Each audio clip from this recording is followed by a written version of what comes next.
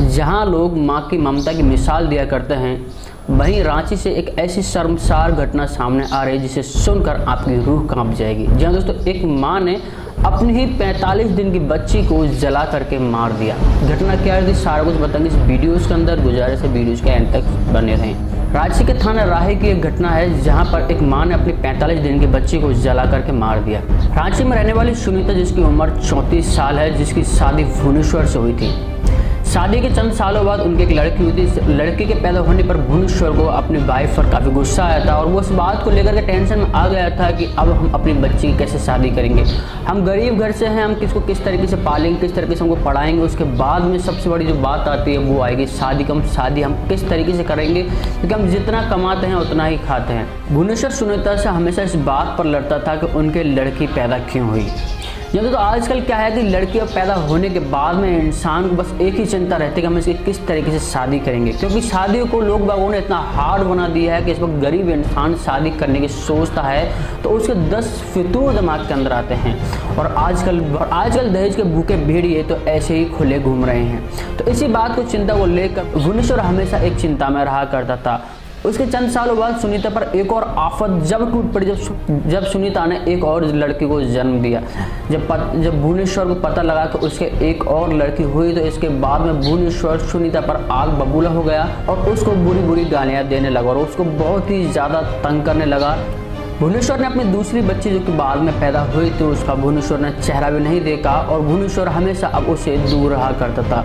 भुवनेश्वर अपने काम पर ही किसी एक और लड़की से बातें करने लगा। ये बात जब सुनीता को पता लगी तो सुनीता और भी ज़्यादा गहरी चिंता में आ गई। सुनीता ने इस बात का जो इजहार किया, जब उनसे पूछा तो भुवनेश्वर ने कहा कि हाँ, मैं किसी और लड़की से बात करता हूँ और उससे शादी भी करूँगा क्योंकि मुझे अब लड़का चाहिए।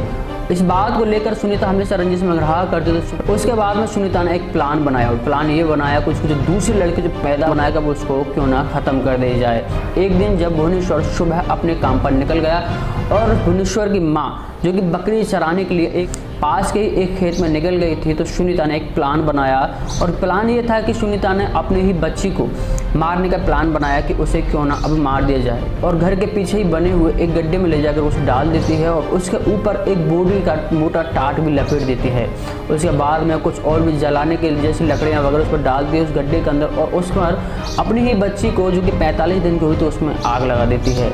उसके बाद जब देखती है सुनीता का बच्चे का सब पूरा नहीं जला है तो सुनीता उसमें और भी जलाने लायक लकड़ियाँ वगैरह डालती है और उसके बाद में सुनीता देखती कि हाँ सब लगभग पूरी तरीके से जल चुका है तो सुनीता अपने घर आ जाती है। उसके बाद में सुनीता अपनी पहली बच्ची जिसका नाम खुशी था उसको ले करके और कुएं पर जाती है ताकि लोग बागों को शक ना हो कि आरोप लगा सके कि किसने उसकी बच्ची को बांह से उठा लिया है। उसके बाद में सुनीता उस कुएं पर से आराम से नहाती है, नहा धो करके और कुछ ही घंटों बाद जब वापस आती है और ऐसे ही वो लोगों को इजहार करने के लिए, गुमराह करने के लिए आवाज़ मचाती है, शोर मचाती है कि उसकी छोटी बच्ची को किसी ने किडनैप कर लिया, मतलब छोटी बच्ची घर से गायब है। इसकी बात को सुन करके लोग बागों में और पास की कॉलोनी में तहलका मच जाता है। गाँव के सारे लोग इकट्ठे हो जाते हैं क्योंकि जब लोगों को पता लगता है कि छोटी बच्ची जो कि 45 ही दिन की थी उसे किसी ने अगवा कर लिया है, चारों तरफ तहलका मच जाता है। उसके बाद में लोग बाग चारों तरफ उसको देखते हैं। घर के पीछे जब उन्हें देखता है कि एक गड्ढे से धुआं निकल रही है तो लोग बाग जो कि वहाँ भी जाते हैं और देखते हैं तो उसके अंदर उस बच्ची का सब जला हुआ पड़ा था जो कि पूर्ण रूप से नहीं जला था। उसके बाद में लोग बाग उसको बताते हैं तो उसका जो पति था भुवनेश्वर वो भी घर आता है। घर आने के बाद में भुवनेश्वर जो है भुवनेश्वर अपने पड़ोसी के एक व्यक्ति पर इल्जाम लगाता है ताकि और भुवनेश्वर कहता है कि हमारी कुछ ज़मीन के विवाद को लेकर इनसे लड़ाई हो रही थी तो मुझे लगता है कि मेरे बच्चे को इन्हीं ने अगवा करके और इन्हीं ने ही जलाया ताकि यहाँ से डर के और घर छोड़ के भाग जाएं। इसी बात को लेकर जब पुलिस को इन्फॉर्म की जाती है, पुलिस फटाफट जब घर पर आती है तो कि एक बहुत ही संगीन जुर्म था क्योंकि छोटी बच्ची को जला करके मार दिया गया। पुलिस आनन फानन घर आती है और पुलिस सारी जांच पड़ताल करती है।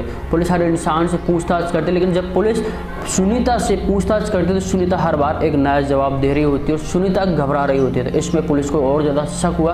पर पुलिस ने जब सख्ती से सुनीता से पूछा तो सुनीता सारा माजरा, सारी बात पुलिस के सामने उगल देती है और सुनीता बोलती है कि हाँ मैंने ही अपने बच्चे को जलाया है, क्योंकि जो मेरा पति है भुवनेश्वर वो किसी और लड़की से शादी करने की सोच रहा है और वो नहीं चाहता कि मेरे पास में 2 लड़कियां हों। बच्चे को जला के और मार दिया।